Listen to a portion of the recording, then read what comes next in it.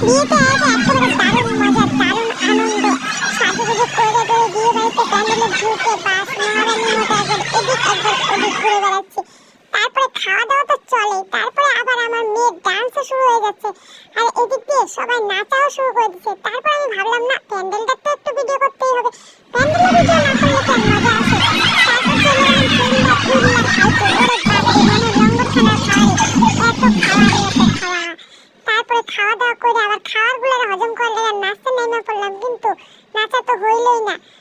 বিয়ের পরে বাড়িতে আওয়ার পর দেখো আমার ঘরের অবস্থা কি, দেখছো নি? দেখো, দেখলে তোমরা কইবা একবার এইদিকে সরানো ছিলানো, একবার সেইদিকে সরানো ছিলানো, চারিদিকে সরাইয়া সরাইয়া কি যে অবস্থা। এইবার আমার অবস্থা হইব কাহিনী, কেমনে এবার সামলামু। খাবিয়া আর খাবি বিয়া, জম্বের বিয়া খাওয়াই দিছে। বিয়ে বাড়িতে আওয়ার পর এত মজা লাগবে আমার, সেই মজা তো তার কেমনে কমু তোমার কাছে। ও মজার চোটে আমি একবারে জামা কাপড় লইয়া বই আনন্দে হাসাহাসি কাঁদাকাটি কি যে করতাছি।